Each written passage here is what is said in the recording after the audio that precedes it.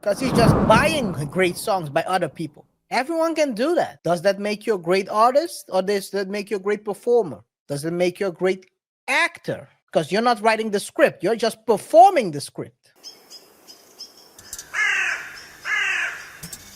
Drake and UMG is turning into something else. I saw a couple of messages being thrown around. It's looking like nasty work. Let's take a look. First of all, as a reminder, what are we talking about? Fair use. It didn't stop being a rap battle just because Kendrick threw out them allegations. Drake threw out the allegations first. He said Kendrick's kids wasn't his, and he said Kendrick was violent against Whitney. He said that in Family Matters. And he made jokes about it throughout the entire song, and he made jokes about it in Heart Part 6. It only stopped being hip-hop when Drake lost. That's when it decided to be like, oh, these are real allegations. These are hurting my image. Yeah, because you lost the rap battle. You was throwing out slander. Kendrick threw out slander. It is what it is. He's only suing because in the public eye, he lost. Also, the reason why Kendrick's allegations stuck more is because he do hang around a nigga named Baka Not Nice who got a sexual trafficking charge, who was convicted of that. And Drake said it was a holiday when this nigga got released, texting a 14, 50-year-old Millie Bobby Brown at 30.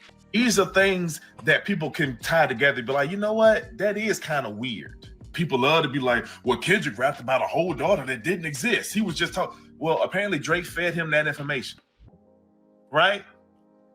So y'all just we ignoring that now? At the end of the day, it was hip hop. Just because people got a magnifying glass on all the weird shit he been doing the last 15 years, it is what it is. They was calling that nigga weird before this bout. Kendrick just happened to make a catchy ass song about the nigga, which won Grammys, and he performed that song at the Super Bowl. Hey, you might have a point, but it's turning into something else, Ajay, because this was what the request was from Drake's team. I'm gonna zoom in a little bit so you can read it. Thank you. Yeah, from January 2014 to the present, all documents and communications relating to allegations of violence against women, and or other forms of violence committed by Kendrick Lamar Duckworth.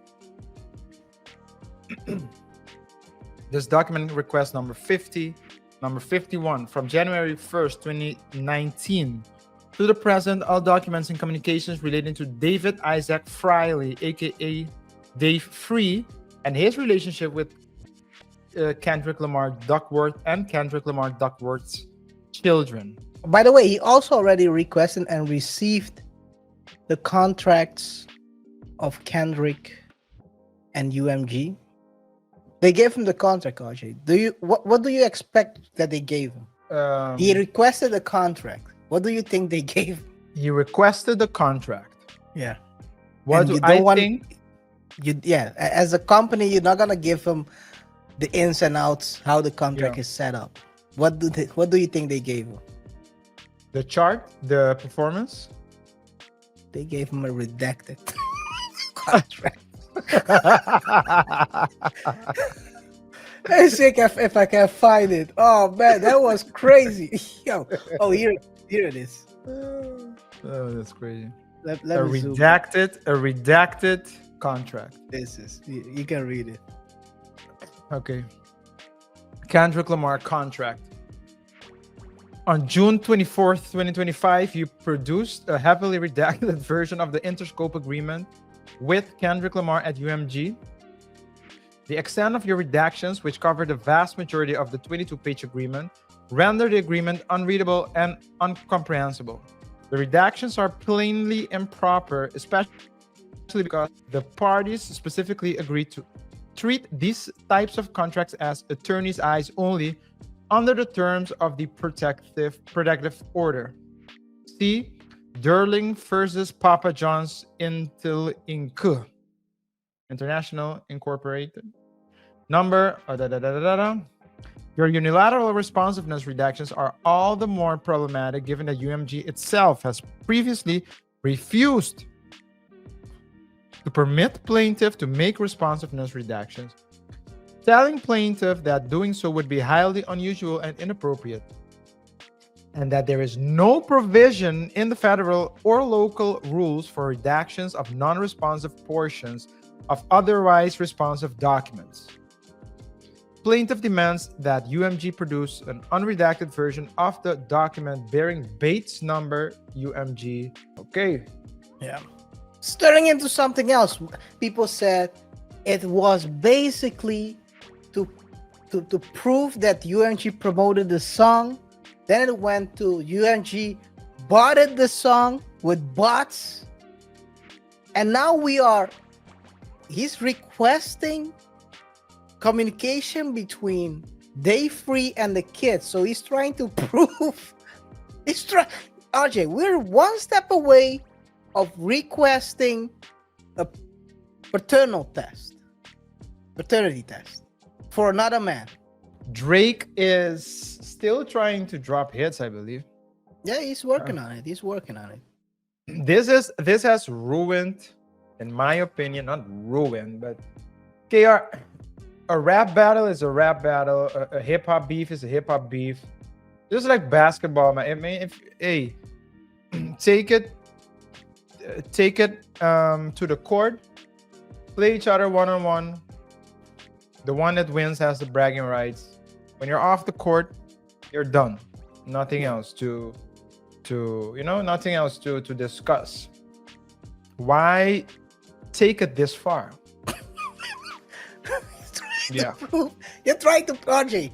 Imagine so this is how far the rap battle. He didn't request for a paternal test, but this is like one step away from asking, hey, but go do a paternal test because I want to prove that Day Free is the real father of the kids. And by the way, let me know whether Whitney got hit, uppercutted by Kendrick Lamar.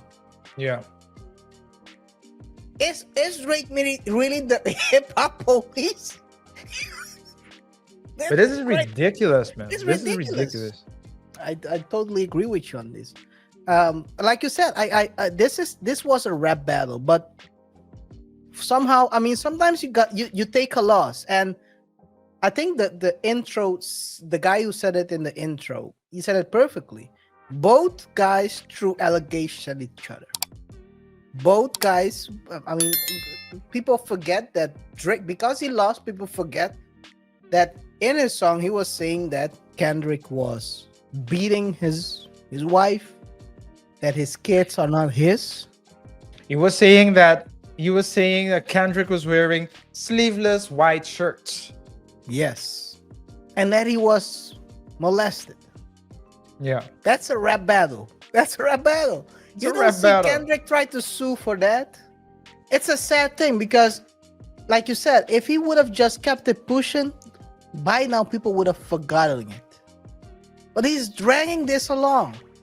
I understand. He said that you hang out with kids. It sounds crazy. And the song is catchy. What do you want to do about it? The thing is, the man has been moving so weird for so long that when Kendrick made a song, it all clicked. And that's the crazy part of this, right? When someone, a lot of times people don't process the information right. Yeah. Because we all knew that he was texting Millie Bobby Brown or whatever her name is. He was kissing the girl that was underage that was on stage. And no one really put everything together in a line and says something that, yo, this man is a weirdo in the song. And it made sense. And that's why it got popular, the song. The crazy part is, I do think that if he had just kept it pushing, that right now he's destroying his own legacy. He might as well become a pop rapper now. The 2025 version of Florida. Yeah, I think that he can make a comeback because I don't believe really in cancel. I do believe that this is not his time. I think he fell off and people are not respecting him. But you know how the culture is, KR. You're one hit away. You're one hit away. You're one hit away. He's been swinging a lot of getting back to where you were. Yeah, so that's been striking out. Yeah. And to be honest, there's a difference as well now that the roles have reversed, because before the beef concluded, and I do believe that we can all agree that it concluded. Yeah. Kendrick was not seen as a top 5 by mainstream. So some people would say, and the Kendrick is the top 5, yeah, because they listen to his albums and they analyze his breakdown and so on and so forth. But now Kendrick is regarded as being, I don't know if we can say that Kendrick is at the top, but he is, at least if we're talking about levels, regarded as higher than Drake. So this means now that Drake has nothing to lose. And while Kendrick has to lose, well, Drake still has something to lose because he can fall further. But Kendrick is at the top, so Kendrick can't go up. It's only down. So he can only get dethroned. Yes. So now he needs to make sure that he doesn't make the stupid mistake like Drake made. Hubris. Yeah. I think the hubris is what got him here. If you, like you said, I think you worded it very well. In the mainstream, they all didn't see him as the top 5. I think in the lower streams, the underground, they knew that Kendrick was the problem. Someone who knows hip hop knew that when the battle started, that it would only go one way. Because Kendrick is really a lyricist. He's very good at writing songs. And Drake is I think we said it a couple of shows ago, and we're gonna highlight it again. Drake is a conglomerate. It's a group of writers with Aubrey Graham. It's a machine. Drake is the face. Drake is only the face. Yes. Aubrey Graham is the face. Yeah, that's true. Yeah. Aubrey Graham is the face of Drake, but it's a machine. It's a multiple writers, including himself. But he doesn't. Back in the days, he would act like he didn't have writers. Right now, he's not even hiding it anymore. So it's not a prototypical rapper. He's a machine, and that's why he can churn out that many songs and hits, because he's just buying great songs by other people. Everyone can do that. Yeah. Does that make you a great artist, or does that make you a great performer? Does it make you a great actor? Because you're not writing the script, you're just performing the script. He's a great actor, nevertheless. He performs the song very well. That we can give him. But does that make him? I mean, he's destroying his own legacy, man. At a certain point, if he keeps going down this route, I'm pretty sure that he's gonna request a paternity test.